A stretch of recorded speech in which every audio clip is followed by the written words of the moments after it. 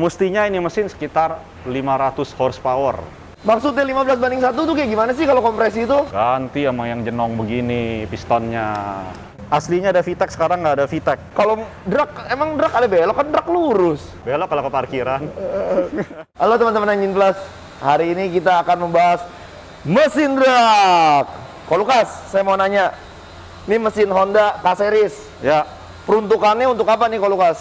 kali ini buat drag race. Keren ya, hitam ya. Oke, cc-nya berapa nih? Ini 2700. 2700. Ya. Horsepower yang kira-kira didapat bisa berapa nih? Ini mesin spesial banget dari Drag Kartel, langsung kita pesan. Mestinya ini mesin sekitar 500 horsepower Itu on engine ya? on engine. Oh, kencang ya. Berarti kira-kira kalau di KS Nusa mungkin mau 350 WHP ya?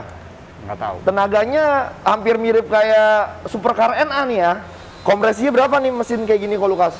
Kompresinya ini tinggi, bisa mencapai 15:1. Maksudnya 15:1 tuh kayak gimana sih kalau kompresi itu?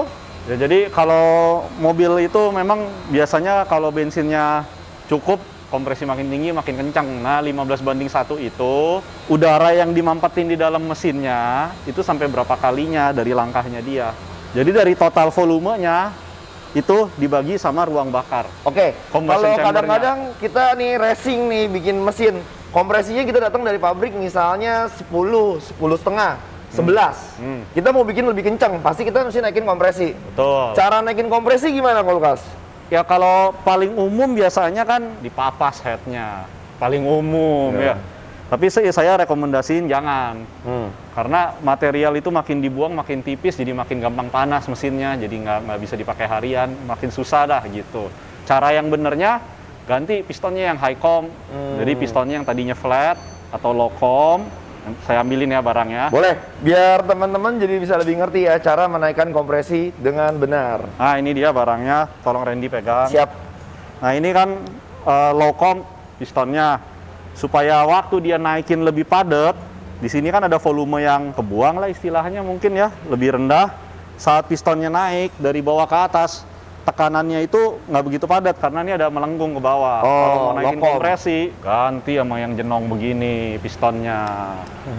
Gitu. Jadi volume yang ada di silinder head, volume ruang bakarnya kan kekompres. Tuh, karena pistonnya lebih jenong, jadi lebih padat ketimbang yang begini gitu kan, masih ada. Jadi di Kalau ruang teman-teman bakar- yang dipapas, silinder headnya ini kan anggap silinder head ruang bakar dipapas sama turun juga, cuma kan yang seperti saya bilang, udah paling benar ganti high com. Jadi kurang lebih mudahnya mempersempit ruang di ruang bakar. Ya. Kurang begitu? Ya, Oke. Teman-teman pasti tahu dong. Wih, mobil gua korekan. Emang yang dikorek tuh yang mana sih? Coba kita tanya ke Kok Lukas. Kok Lukas, kalau mobil biasa dikorek, itu dikorek bagian mana? ya, yang paling umum itu kita kalau bahasa korek itu kan porting polish, Ya. biasanya lubang masuk sama lubang keluar kan, Ya. lubang intake sama lubang exhaust, biar bisa makin kenceng. Saya permisi, boleh lihat nggak nih korekannya? Kita intip bareng-bareng yuk. Waduh, boleh aja. Nih teman-teman, kita ngintip ya. Ngintip mesin. Iya. 500 HP.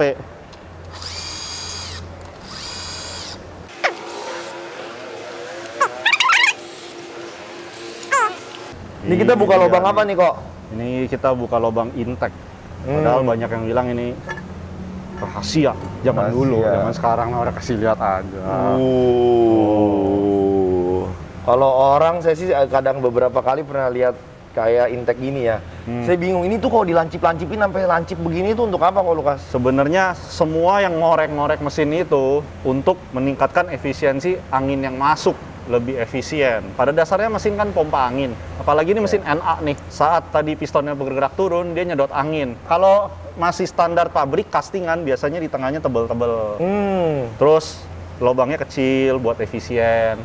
Ya kan, casting juga tadi tengahnya tebel karena mereka untuk merubah bentuk kayak gini butuh biaya lagi kan. Sampai benar-benar lubang dalamnya tuh bagus banget, nggak ngehambat angin. Kalau yang udah korekan, ya kita bisa maksimalin lagi buatan pabriknya gitu.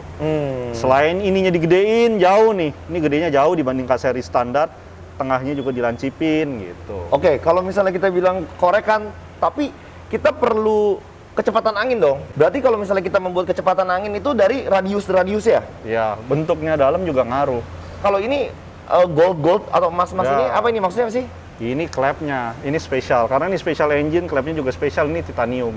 Oh, titanium. Nitrate coating. Tapi bahan klepnya mesti titanium dulu. Baru bisa dapat coatingnya yang warna emas-emas begini. Valve guide-nya juga emas-emas juga. Bronze sebenarnya. Bronze. Warnanya emas. Lebih low friction. Hmm. Klep itu kan kebuka, ketutup asnya. Hmm. Di RPM tinggi. Nah itu ada gesekan. Kalau pakai bahan seperti ini dia gesekannya lebih kecil. Nggak Bahasa mengurangi mudanya horsepower. lebih loncer, dan Nah, gitu. betul. Oke. Terus diameternya juga standarnya kan kecil, lubang klepnya ini udah gede-gede semua. Nah ini yang dikorek-korek, ini yang dicari. Oke, saya mau tanya sedikit ya sama Ko Lukas nih. Kalau misalnya mesin racing gini, RPM-nya pasti tinggi. Tinggi. Semakin tinggi RPM, buka tutup katupnya makin cepat apa nggak ini ya? Iya dong, makin cepet. Nah, biar kadang-kadang ada bahasa dibilang, iya lu mesti upgrade per klepnya, biar di RPM tinggi nggak floating. Maksudnya floating tuh kayak gimana sih? Saya nggak gitu ngerti. Jadi kalau standar mobilnya RPM-nya cuma 8.000, Ah, kita naikin 10.000, itu Ah. klepnya bergerak cepat sekali. ah. Nah, terkadang saat klepnya nutup di RPM yang lebih tinggi dari seharusnya, klepnya itu bounce, goyang. Menyebabkan Oh. klepnya nggak sealing rapat, floating, ngambang. Makanya kita Oh. harus ganti per klepnya di dalam dengan kekerasan yang lebih keras. Kalau memang kita mau main RPM tinggi. Oke, berikutnya, Honda terkenal akan VTEC. Mesin ini VTEC dong? Aslinya VTEC, tapi sayang sekali ini udah dibunuh VTEC-nya. VTEC killer. Waduh, Nah, kok bingung dah. boleh jelasin nggak kalau VTEC tuh cara kerjanya gimana sih kok? Mau lihat lah kita, biar teman-teman juga bisa lihat. VTEC teman-teman udah pada tahu sendiri, Ah. variable valve timing and valve lift electronically control. Itu VTEC. Jadi bukaan klepnya bisa tinggi dan rendah di RPM yang sudah kita tentukan. Tapi ini dibunuh. Mungkin yang lebih menarik kenapa ini dibunuh gitu. Iya. Karena ini tadi kita udah buka, kita lihat aja dalamnya langsung. Siap, terima Nih. kasih nih Ko Lukas. Ini momen langka nih. Semua mobil zaman sekarang koilnya udah individual. Ini tuh pengapian. Iya, setiap silinder sekarang ada koilnya. Kalau dulu kan koilnya satu. Denso mereknya. Kalau dulu koilnya satu, Ya. dibagi-bagi ke silindernya. Oh. Mau silindernya 8, satu buat nyalain 8 busi.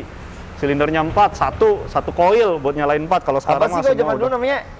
ada distributornya. MSD apa sih? MSD. Oh, Wah, itu MSD. barang legendaris tuh. Buat kalian-kalian yang udah main mobil 20 tahun mestinya pada tahu ya MSD. Kalau saya belum tahu. Nggak pakai MSD zaman dulu nggak kenceng, bro. Untung gua pakai. Nggak kenceng juga tapi mobil gua. Diomelin ya sama drag kartelnya nih, buka-buka. Nah ini yang menarik. Menarik apa membingungkan? Aslinya ada VTEC, sekarang nggak ada VTEC. Kalau VTEC, lihat ya, ini camshaftnya. Ini non VTEC, loopnya tinggal 2. Kalau yang VTEC itu aslinya ada loop VTEC-nya 3. Tuh. Kalau ini udah nggak ada, ini non VTEC. Berarti jadi dia VTEC-nya dari sini dipindahin ke sini. Jadi VTEC terus, tinggi terus gitu ya? Ya, lihat tuh jendolannya yang tingginya. Ini VTEC kan? Iya, Standar. ini udah tinggi terus. Jadi dia tinggi terus. Nggak ada jendolan yang rendahnya lagi. Oh, jadi tengahnya di bye-bye. Iya, di bye-bye. Diganti ke sini. Iya. Oke, kalau Lukas, biasa kalau mesin kayak kompresi 15 kayak gini, durasi camnya berkisaran berapa, kalau Lukas? Durasi camnya udah 310 lebih, udah tinggi, udah ekstrim, ya kan. Terus juga VTEC-nya dibuang karena sebenarnya kalau kita main drag race, RPM itu kan tinggi, 9.000, 11.000, 9.000, 10.000, rasio super close. Ya. Kita nggak akan pernah di bawah RPM 8.000. Sedangkan VTEC itu kan didesain untuk nyalanya aja standarnya 4250, ada yang di 6.000 setelah kita ganti-ganti cam. Kita RPM udah tinggi terus, kita udah nggak perlu RPM rendah. Kita udah rasio udah close. Ini udah tidak diperlukan yang kecil-kecil. Jadi mendingan kita langsung tinggiin aja semua di RPM yang kita tentukan. Material yang nggak kita perlukan bisa kita buang, sehingga mesin bagian atas kepala silindernya semua jadi jauh lebih ringan putarannya. Kan tadinya pelatuknya ada 3. Ini pelatuk loopnya di intake, ada pelatuk untuk VTEC. Itu Iya, kan iya. juga ada bobotnya. Nah itu kita buang semua, dibuang semua, jadi mesin lebih ringan di RPM tinggi. Jadi cam ini yang nonjok yang tadi kita tunjuk yang gold itu ya? Ya, cam Buat ini pintu angin masuk ya? yang nonjok klep yang gold tadi melalui rocker arm. Nah ini per klepnya nih juga udah diganti, udah yang keras. diganti. Kadang-kadang saya suka dengar kalau misalnya Honda bloknya itu apa aluminium. Terus kalau misalnya kayak ini 500 HP kuat nih bloknya? Enggak. Ya terus gimana? Nah, kalau ini udah diperkuat. Jadi walaupun bloknya aluminium, ini bloknya udah buatan IRL. Oh, IRL. Juga. Ya, jadi drag kartel sama IRL dia bikin blok ini yang udah diperkuat. Blok drag race itu harus diperkuat karena boringnya tuh udah tipis-tipis banget. Piston sama pistonnya dekat, boringnya udah tipis-tipis. Kalau nggak diperkuat dia pecah. Makanya bloknya udah mesti di reinforce. Oh, yang kemarin kalau Lukas bilang jarak antara boringnya. Ya, kemarin kita mobil track kan sempat kita bahas, pistonnya nggak terlalu gede, sehingga boringnya masih bisa tebal karena pistonnya masih kecil, jarak antar boringnya masih ada jarak. Kalau ini kan pistonnya udah gede-gede, jadi boringnya tipis, mesti diperkuat, bloknya pakai IRL gitu. Oke, NA berarti nggak ada turbo, semua all motor. Berarti enteng adalah salah satu kunci bikin kencang. Kalau di dalam mesin NA ini, yang dibikin enteng tuh di bagian mananya aja? Piston lebih enteng jauh dari aslinya, stangnya jauh lebih enteng. Ah. Kerekasnya juga ini billet lebih enteng. Iya. Maksudnya kalau billet tuh gimana? Kalau billet itu dari balok dibentuk menjadi kerekas. Biasanya kalau pabrikan itu kan besi di casting. Kalau ini balok yang sudah di forging, dipadatin, dibentuk jadi kerekas. Kenapa dia bisa ringan dan lebih kuat? Karena di forging dulu baru dibentuk jadi kerekas. Jadi misalnya aslinya kerekasnya gemuk-gemuk, ini bisa tipis-tipis, krempeng-krempeng, tapi tetap kuat. Banyak material yang nggak perlu bisa dibuang, maka kita perlu yang namanya billet crankshaft. Nah, stangnya Ini juga. piston yang dientengin nih. Ya kalau ini kan NA, ini apa? Bener pistonnya. Ya ini juga udah cukup ringan, banyak dibuang materialnya. Stangnya juga udah ganti. Sekarang saya mau nanya sedikit lagi nih. Tadi terpasangan begini. Nah ini lubang olinya juga ditutup nih, sama kayak mobil yang kemarin. Oh iya. Kata Ko Lukas kemarin kalau kayak gini disebutnya dry sump. Dry sump itu untuk kalau ketika kita belok, olinya sedotannya di mana. Kalau drag, emang drag ada belok kan drag lurus. Belok kalau ke parkiran. Oke, jadi sebenarnya dry sump lubrication system itu keunggulannya banyak kan, bukan hanya buat belok-belok aja. Kenapa itu sampai tempat pengisian olinya ditutup?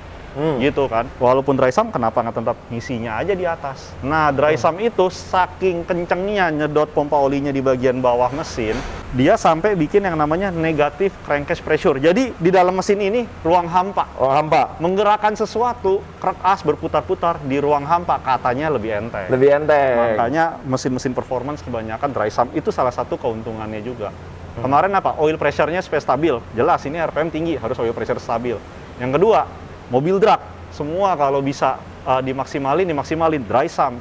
Jadi ruang dalam mesinnya lebih hampa, RPM juga bisa lebih tinggi. Karena kerekasnya, stangnya, pistonnya saat turunnya kan nggak ngetahan angin dia. Turun kan juga ngedorong angin. Nah, bagian bloknya sendiri udah kayak hampir hampa udaranya. Oke, jadi sekarang kurang lebih saya simpulkan bikin mesin itu kurang lebih paling penting enteng. Terus di dalam mesin ini gerak dia ada friksi itu atau hambatan. Menurut saya mesinnya udah advance sekali ya, sampai semuanya dipikirin, friksinya dikecilin. Sampai tadi bikin mesin ini ada ruang hampa dengan menggunakan dry sump. Semuanya ibaratnya jadi lebih licin, lebih loncer ya. Ya, sama water pump juga kayak kemarin. Udah nggak dalam mesin lagi, eksternal. Jadi tidak ada hambatan langsung, tidak ada beban langsung buat mesin ini. Oke. Kalau begitu, terima kasih Ko Lukas. Buat teman-teman, semoga informasinya bermanfaat ya. Selalu menikmati proses, bikin terus yang keren, yang kencang, happy-happy. Dadah! Bye.